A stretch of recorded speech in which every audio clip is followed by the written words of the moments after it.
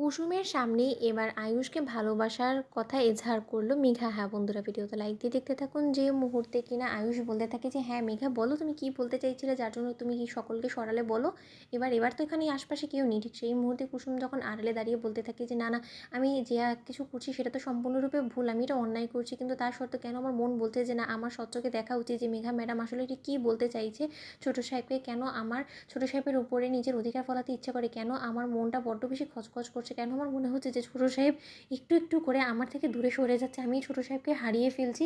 যে ছোটো সাহেবকে কিনা আমি এতদিন ধরে চিনে আসছি, সেই ছোটো সাহেব একটু একটু করে নিজের মধ্যে পরিবর্তন আনতে শুরু করেছে। সে এখন মেঘা ম্যাডামকে নিয়ে বেশি ব্যস্ত হয়ে পড়েছে। সে এখন আমার উপর থেকে সম্পূর্ণরূপে তার মনোযোগ হারিয়ে ফেলেছে। সে আমার থেকে অনেকটা দূরে সরে যাচ্ছে। এই সমস্তটা জানা সত্ত্বেও কেন আমার কষ্টে বুকটা ফেটে যাচ্ছে। আমার তো কোনো মতে কষ্ট হওয়ার কথা না, কারণ আমি তো নিজেও খুব ভালো করে জানি যে আমি যে সম্পর্কের মায়াজালে ফেঁসে রয়েছি, সেই সম্পর্কের মধ্যে একটা খোকলা দিক আছে, যেটা কিনা শুধুমাত্র আমি জানি। কারণ ছোটো সাহেবের পক্ষ থেকে তো আমাদের সম্পর্ক নিয়ে সেরকম কোনো ভাবনা চিন্তাই নেই, অথচ তা সত্ত্বেও হ্যাংলার মতন আমি এই সম্পর্কের মধ্যে ঢুকে রয়েছি এবং ছোটো সাহেবকে নিয়ে এই আশারে গল্প বানিয়ে চলেছি। ঠিক সেই মুহূর্তে যখন কিনা মেঘা হঠাৎ করে হাঁটু গেড়ে বসে যায় এবং ফুল হাতে নিয়ে মেঘা যখন কিনা আয়ুষকে প্রপোজ করে এবং বলতে থাকে যে Ayush, I love you, I love you, I love you Ayush, আমি তোমাকে সত্যি নিজের অজান্তে অনেক বেশি ভালোবেসে ফেলেছি এবং যতই দিন গড়াচ্ছে আমার মনে হচ্ছে যে না, আমি হয়তো এরকম একটা লাইফ পার্টনারে খুঁজেছিলাম, যেটা কিনা আমি এখন পেয়ে গিয়েছি। এবং যখন একবার আমি পেয়ে গিয়েছি, আমি আর আমার জীবন থেকে এরকম একটা অমায়িক একটা ভালোবাসা, এরকম ফ্রেন্ডলি বিহেভিয়ার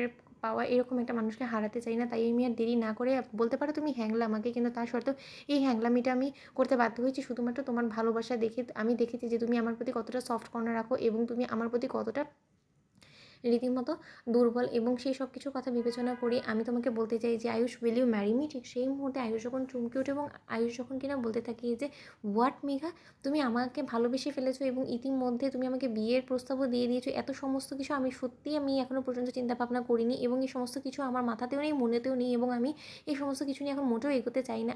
মেঘা, আমি তোমার প্রতি দুর্বল ঠিক আছে, কিন্তু সেটা সম্পূর্ণরূপে ফ্রেন্ডলি বিহেভিয়ার থেকে, এছাড়া কোনো কিছু না। আমাদের মধ্যে বন্ধুত্ব ছাড়া এর থেকে বেশি গভীর তো কিছু হওয়ার কথা না। ঠিক সেই মুহূর্তে কুসুম যখন আর্ধেক কথা করে শুনি সেখান থেকে কাঁদতে কাঁদতে চলে যায়। ঠিক সেই মুহূর্তেই কুসুমের পিসিমণি বলতে থাকে যে সব কিছু তো নিজের হাতেই সব ধ্বংস করে দিচ্ছিস, নিজের হাতেই তো সব কিছু ছেড়ে টেড়ে তুই এখানে চলে এসেছিস। এতটা দূরত্ব বজায় রাখলে এখনও পর্যন্ত তুই যদি তোর ছোটো সাহেবকে সমস্ত সত্যটা না জানাস, তাহলে সেই বেচারাই বা কী করবে, সেই বেচারি বা কী করে জানবে যে তার স্ত্রী এখানে কুড়ে কুড়ে নিজেকে শেষ করে দিচ্ছে, তাকে না পেয়ে সেই যন্ত্রণায় কষ্টে কাতরাচ্ছে। সেই সমস্ত কিছু তো আয়ুষ বাবার পক্ষে জানা সম্ভব না, কারণ আয়ুষ বাবা তার আন্তারিয়ামি না, তাই না রে কুসুম? তাহলে তুই গিয়ে বল না, তোর মনের কথাটা কে বলতে পারে যে আয়ুষ বাবার মনেও তোকে নিয়ে একই চিন্তা ভাবনা আছে। ঠিক সেই মুহূর্তে কুসুম বলতে থাকে যে না গো পিসি, সেরকমটা নয়, আয়ুষ সে সঙ্গে এখন মেঘাকেই মানায়। তো বন্ধুরা, লাইক এবং শেয়ার করে সাবস্ক্রাইব করতে ভুলো না।